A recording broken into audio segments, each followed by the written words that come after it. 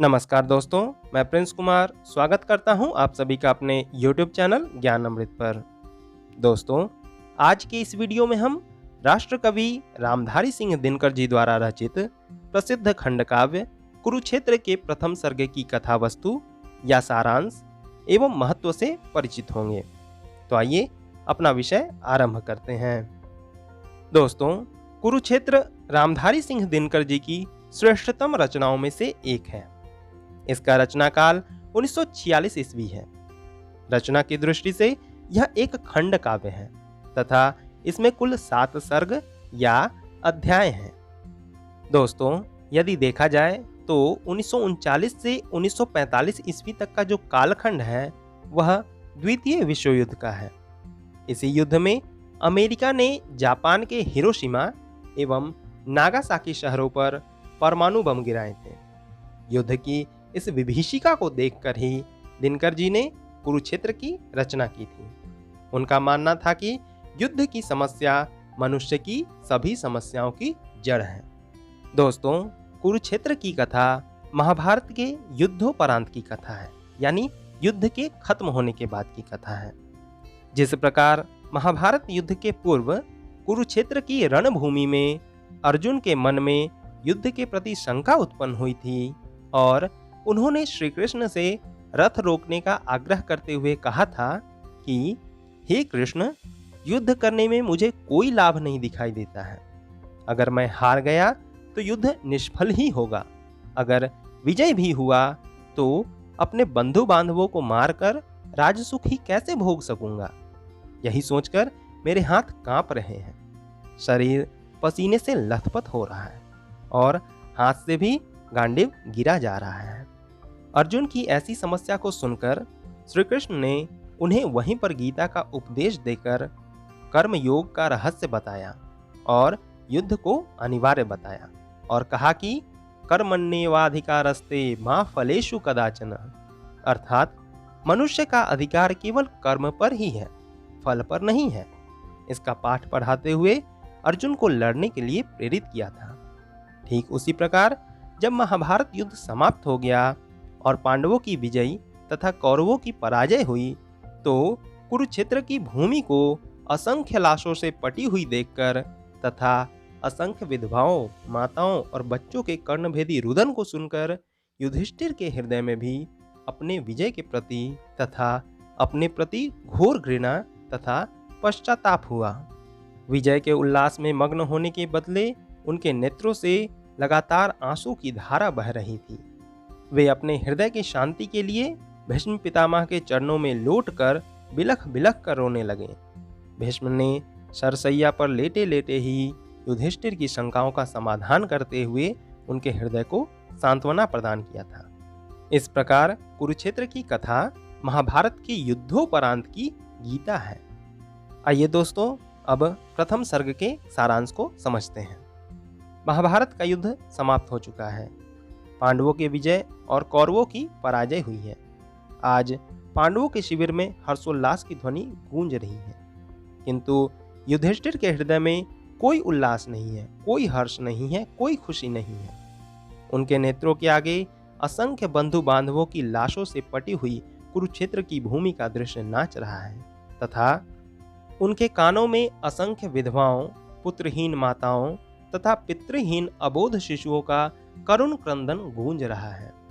युधिष्ठिर को ऐसा लग रहा है मानो उन सब का उत्तरदायित्व उन्हीं पर है, उसके जिम्मेवार वे खुद को मानते हैं। उनका हृदय ग्लानि, शोक, पश्चाताप तथा हाहाकार से भर जाता है। युधिष्ठिर को ऐसा लगता है मानो दुर्योधन उनसे कह रहा हो कि हे युधिष्ठिर, हम वहां पहुंच गए हैं जहां विजय पराजय का कोई अर्थ ही नहीं होता, जहां महाभारत स्वप्न के समान दिखता है और जहां शांति का साम्राज्य है। तुम यह मत समझो कि विजय तुम्हारी हुई है, क्योंकि उस विजय में पश्चाताप और अंतर्दाह के सिवा कुछ भी नहीं है।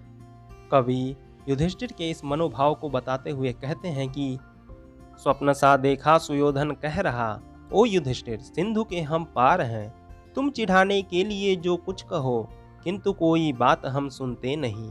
हम वहां पर हैं महाभारत जहां दिखता है स्वप्न अंतः शून्य सा, जो घटित सा हो कभी लगता मगर, अर्थ जिसका अब न कोई याद है। आ गए हम पार तुम उस पार हो, यह पराजय या कि जय किसकी हुई। व्यंग पश्चाताप अंतरदाह का, अब विजय उपहार भोगो चैन से। दोस्तों, युधिष्ठिर सोचते हैं कि यह महाभारत सचमुच निष्फल हुआ, क्योंकि जिनको नीचा दिखाने और पराजित करने के लिए यह युद्ध हुआ, उसमें से कोई अब बचा ही नहीं है। फिर वे अपनी विजय का गर्व किसके सम्मुख करें, किसे दिखाएं? उनको लगता है कि 5 पांडवों के असंतोष के कारण ही संपूर्ण देश का नाश हो गया। भला रक्त से सनी हुई इस पृथ्वी के राज्य को, जिसमें अभिमन्यु का भी रक्त मिला हुआ है, वे कैसे सुख से भोग सकेंगे? उनका हृदय व्यथा से भर उठता है और वे दीर्घ निश्वास लेते हुए अर्जुन से कहते हैं कि पार्थ, मैं पितामह के पास जा रहा हूँ। और वे वहां से लड़खड़ाते हुए चल पड़ते हैं। कवि इस घटना को छंदों में बांधते हुए लिखते हैं कि रक्त से छाने हुए इस राज्य को, वज्र हो कैसे सकूंगा भोग मैं। आदमी के खून में यह है सना, और है इसमें लहू अभिमन्यु का।